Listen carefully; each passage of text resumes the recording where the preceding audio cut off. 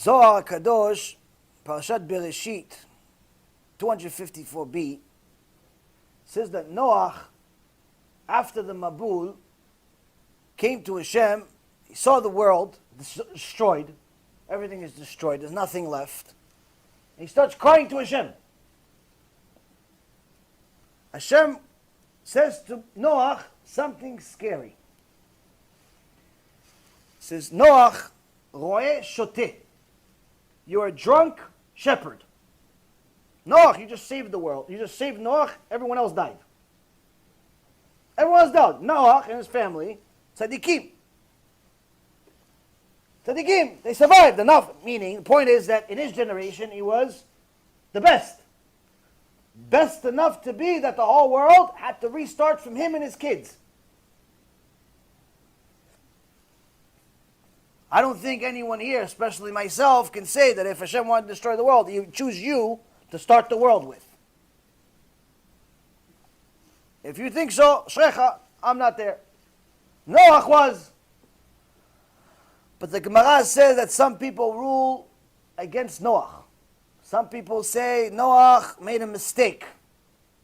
Some people say Noach was tzaddik bedorotav, meaning he was righteous in his generation, not because he was so righteous, but because they were so wicked, he passed. But if he was in a generation of Avraham Avinu, nothing. They look at it that way. The reality is, it's quite different. And a chidush with zchutchem worth at least $1 million. At least. Discount. Zohar Kadosh says, Hashem Yitbarach says to Noach, Noach, da roeh shoteh. You are a drunk shepherd. Why are you a drunk shepherd? Why are you crying now? Why are you crying now? If you would have cried before the Mabul, I wouldn't have killed everyone. I wouldn't have destroyed the world. So I asked the question, I had a difficult question. Okay, so let's say Noach cried. Big deal. Me. He's crying. Why are you not going to destroy the world? They're still Hashem. They're still worshipping idols. They're still having homosexuality, bestiality, stealing, this. Every sin in the world they made. Okay, so he cried. Big deal. He cried. Hashem says, if you would have cried. Hashem said it. If you would have cried before the Mabul, I wouldn't have destroyed the world. What's one thing have to do with the other? Is the chidush. Chidush is Rabotai. There is a ma'amar, divrei chachamim, the sages say something extraordinary. If you have family, friends, brothers, sisters, parents, loved ones, anyone with a pulse that you're close to, even if you're not, but you care about them, enough to help them, you have to know this. You have to know that there's a secret of how to get what you want heard. How to get what you want heard. Because you could talk to somebody for 2 years. 2 years they're listening, 2 years everything is exiting out the other side. You put it do, and it goes do. Goes in, it's like recycled. Once in a blue moon, something stays in there for like an hour or two, and then it goes back outside also like the waste. It's not going in. Not going in. Pashut, it's not going, it's not working. But sometimes you have somebody come to a shiur, you tell them 5 words, the guy's like, okay, I want to do TeShuva. Now. No, right now, okay, come to the next shiur. No, now I want to do TeShuva, Moshe Rabbeinu, Avraham Avinu, I want to do everything now. I want to learn now. I want to do TeShuva, I want to do everything. I had, Baruch Hashem, the shiurim in New York. We started, I said, does anyone want tzitzit? I did a shiur, a couple of hours, young guys, maybe 30, 40 guys. I'm thinking the shiur was decent. It wasn't anything. It was a shiur. I'm thinking maybe 1 or 2 guys are going to want tzitzit, maybe, to put it in their car just to make themselves feel good. I said, anyone want tzitzit? Shtabach shimolat, every single person. No, give me one, give me a blessing, give me this. Everyone did TeShuva on the spot. Shtabach, it was like amazing. It's like Mount Sinai in Brooklyn. Unbelievable. We're going back to next week, Mr. Hashem. So, sometimes you say something to somebody, light turns on. They change. Something changes. What's the difference? Sometimes you talk to your brother, until you're blue in the face. Nothing. But sometimes you talk to a stranger, everything changes. What's the difference? The stranger noticed something that maybe your brother, your sister, or anyone who didn't listen didn't pay attention to, because they're too busy with their own emotional battles. The stranger paid attention to something critical. The stranger paid attention to something that the Chachamim say is the secret to success if you're going to do Kiruv or anything else that's worthwhile in the world. And that is, Advarim sheyotzim min halev nichnasim lalev. Things that come out of the heart enter the heart. If the stranger sees what you're saying is coming from your heart, it'll enter his heart. But if for a second he thinks that you have you're like nagua, you have a bias. You want him to do it because you make money out of it. You want him to do it because you want to show that you're right. You want him to do it because you want him to be like you. You want him to do it for some biased reason, automatically deleted.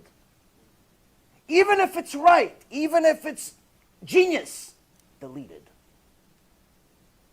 Why? No one wants to be told what to do. No one wants to be told what to do. Everyone thinks they know everything. When was the last time you told your parents, Abba, Ima, you're 100% right, if ever in your life? Most of the time we say, Abba, Ima, I don't think you know what you're talking about. The times have changed. The times have changed, Abba, Ima. 50 years ago, it used to be this way. Today, it's different. All of us think that our parents were always old. Little do we know, they used to be like us. And they know a lot more than us now. They're just us after the experience. We just don't want to listen to their experience. We want our own experience. Only fools learn from their own experience. Smart people learn from old people's experience.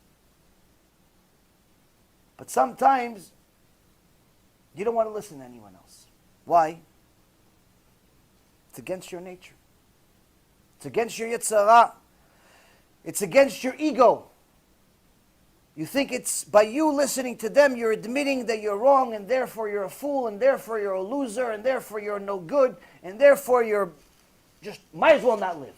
You think so crazy in your mind that listening to this person, no way, I'll find out on my own. I'll do it better on my own. Many people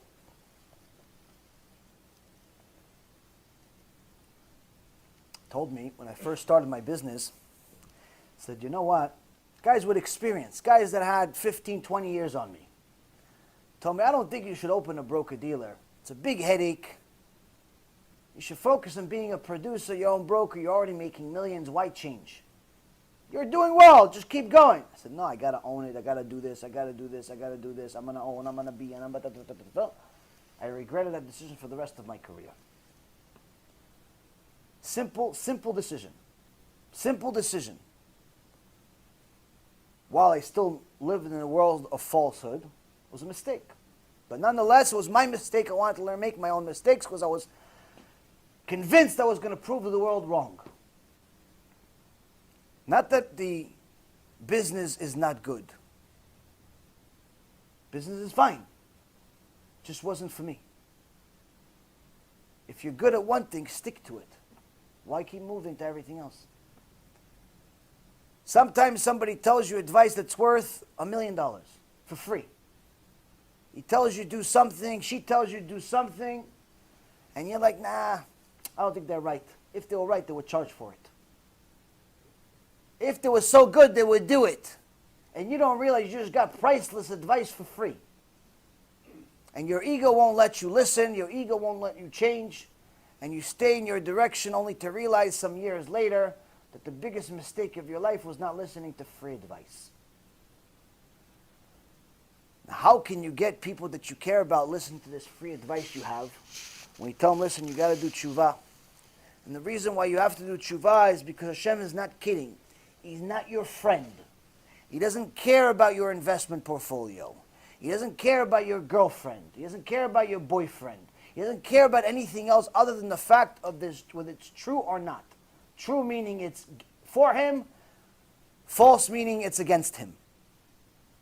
Are you fulfilling his will or are you going against him?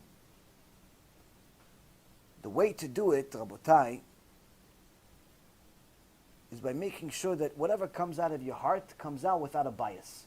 You're not doing it for any specific reason. You're not doing it because you want money from people. You're not doing it because you want to show them you're right. Oh, look how much I know. Yeah, I got him to do TeShuva. Yeah, I got him to do TeShuva. Yeah, I gave him the CD. Yeah, I brought him to the lecture. Yeah, I'm the lecture. Yeah, I'm his father. Yeah, really, I created him. It says in the Kiruv video, I created him. Start making the guy feel like he's nothing. He wants to go back to being kofir, not because he doesn't like God, because he doesn't like you. You want him to listen to you? Eliminate the bias. Now, what does this have to do with Noach? In the Zohar Kadosh it says that Noach cried to Hashem after the Mabul, and Hashem said, you are shoteh. You're a drunk shepherd. Why drunk shepherd? If you would have cried before the Mabul, I wouldn't have let it happen. I wouldn't have done it. What does one thing have to do with the other? What does him crying before the Mabul have anything to do with destroying the world? The chidush that's worth $1 million at least is that, Rabotai, had Noach cried, the people around him would have known that what he's saying is coming from the heart.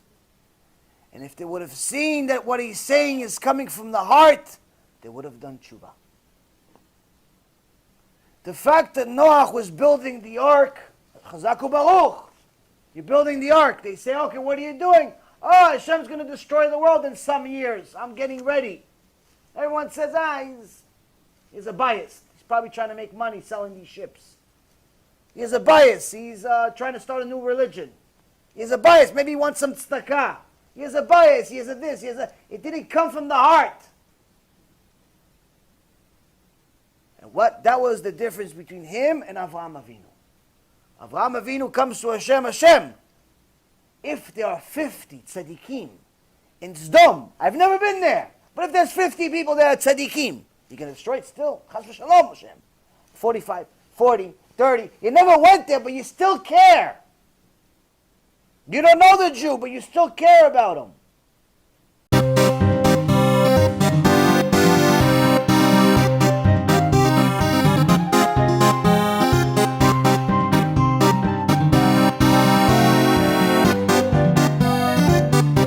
Let me know what you think, and make sure to share it. Other people need to learn too.